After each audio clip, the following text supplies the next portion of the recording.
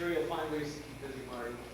I'm going to take a slightly different tack in introducing Rabbi Weiss. Rather than mention, and that would probably take a long time, the list of activities that Rabbi Weiss is engaged in, I would rather have him tell you what he does. However, I'm going to take this opportunity to tell you what I think he represents. And I'm sure he'll be very quick to correct me. And I invite that if I have misspoken. First of all, to me, he represents the paradigm of Jewish activity and Jewish action. Jewish educators would not subscribe to the aphorism, do as I say, not as I do. Rabbi Weiss is not merely an exponent, but as I said, a paradigm of do as I say and do as I do. Rabbi Weiss is first and foremost a teacher.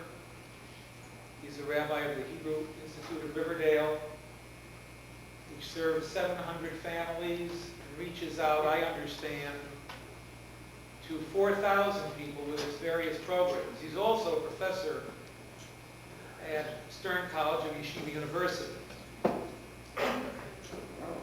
I'm not sure whether those activities are his full-time activities or his part-time activities, because I know, and I think most of you know, that he spends much of his time traveling not only about this country, but about the world.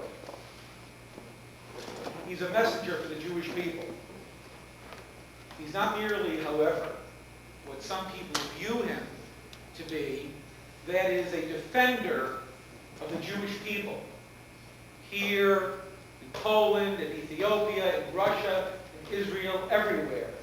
That, I think, would actually diminish what he is doing, to describe him that way. He's not merely going about saying, let my people go, let the Jewish people live in peace, although certainly worthwhile messages. He disseminates everywhere Torah's light.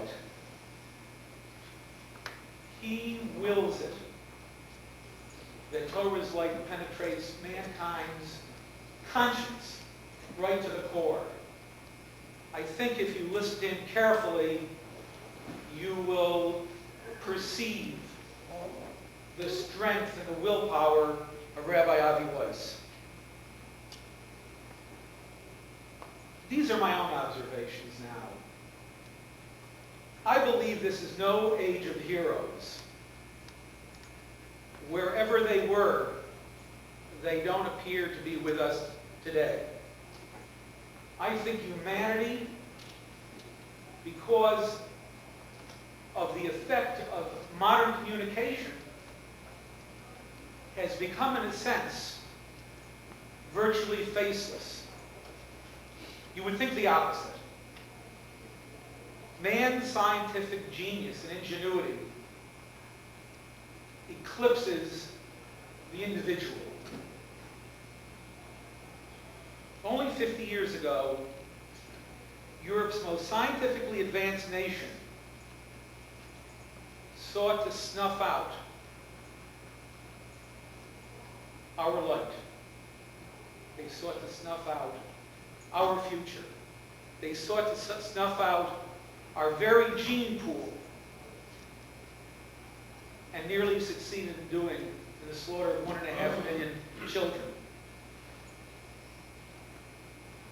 This winter and this spring, many of us watched with a horror, but with some kind of fascination, as a part of that, while scuds rained on Israel and people were waiting for those scuds that might be tipped with German gas technology. No messages needed to be smuggled out to reach the front pages of the New York Times.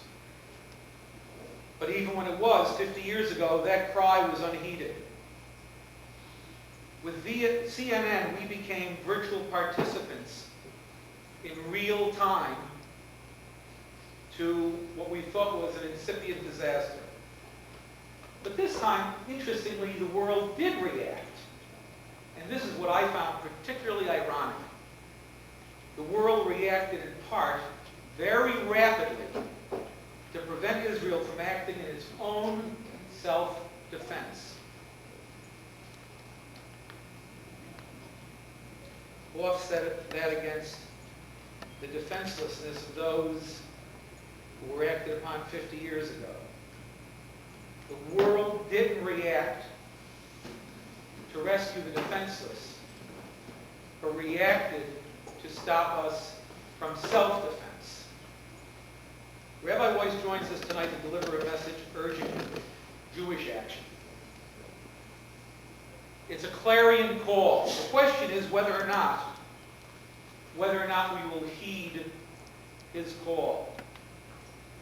For by our own scientific and technological prowess, we succeed in destroying ourselves. Rabbi Weiss.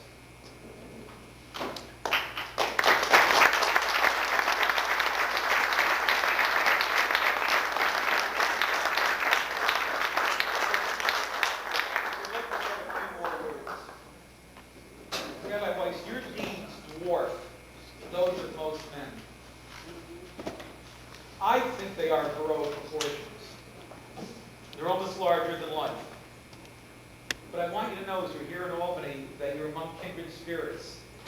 Because we have people here like Congressman McNulty, though sometimes one heart finds it difficult to imagine what an Irish Catholic from the town of Green Island, which nobody knows about outside of Albany County, is doing here so vociferously supporting Israel.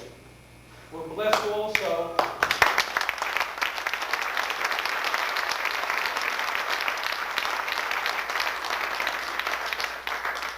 another kindred spirit is Irvin Kirsch, because in any community he is a giant of philanthropy. However, more than that, kindness is his byword. Integrity is his byword. Those things don't always go together. Marty Belsky, I think he found this a bit too much. I wanted to have a word with you about Marty Belsky. We live under a system of law, not under a system of rule by men.